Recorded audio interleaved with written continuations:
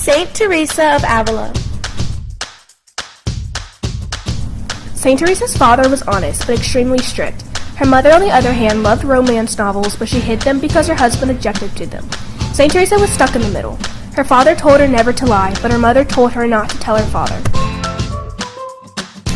At age 7, she convinced her older brother that they should go to the land of the Moors to cut their heads off. They didn't get too far before their uncle found them and brought them back. After this incident, she was convinced she was a horrible sinner. As a teenager, she cared only about boys, clothes, flirting, and rebelling. At 16, her father thought she was out of control and sent her to a convent. At first, she hated it, but eventually she began to enjoy it because of her growing love for God and because it was way less strict than her father. She suffered the same problems that Francis of Assisi did. She was too charming and beautiful. Everyone liked her and she liked to be liked. She had more and more visitors at the convent. These visitors flattered her and she began to engage in gossip, keeping her from God. Saint Teresa had a lot of friends, but her friends didn't like how God always came first in her life. They sent a Jesuit to analyze her because they thought she had been deluded by the devil.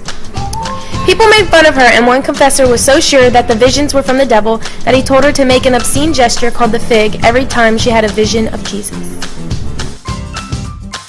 Saint Teresa fell ill with malaria and started having seizures. She was in a coma for 4 days. While she was in a coma, people already dug her grave. She was paralyzed for 3 years and was never completely well. She died on October 4th, 1582, at the age of 67, at Alba de Tormes in the arms of her secretary and close friend, St. Anne of St. Bartholomew. Her body was first exhumed 9 months after her death. The body had not deteriorated. It was exhumed several times after that, and they found her body sweet-smelling, firm, and incorrupt.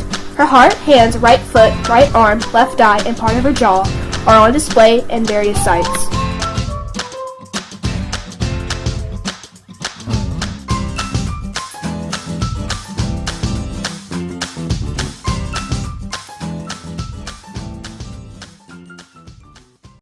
The Brown Scapular Miracles of Our Lady of Mount Carmel.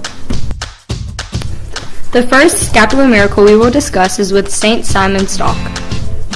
The brown scapular was given to St. Simon by Mother Mary herself. He had an apparition in Cambridge, England on July 16, 1251, at a time when the Carmelite order was being oppressed. The Virgin Mary appeared to Simon holding the brown scapular in one hand. Her words were, "Receive, my beloved son, the scapular of thy order. It is the special sign of my favor, which I have obtained for thee and for thy children of Mount Carmel. He who dies clothed with this habit shall be preserved from eternal fire. It is the badge of salvation, a shield in time of danger, and a pledge of special peace and protection." The second scapular miracle we will discuss is titled A Call to Fervor. In October of 1952, an Air Force officer in Texas experiences a remarkable change in his life after he started wearing the scapular. He almost instantly started going to Mass and receiving communion every day. He kept Lent with a fervor that he had never experienced before. He started meditating and found himself making feeble attempts on the way to perfection. He gives credit to Mary's scapula because now he is living with God. Mother Mary is always watching over us. With the scapular, she provides us with protection.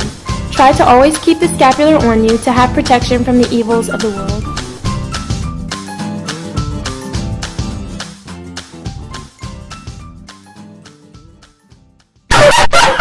Created using Powtoon.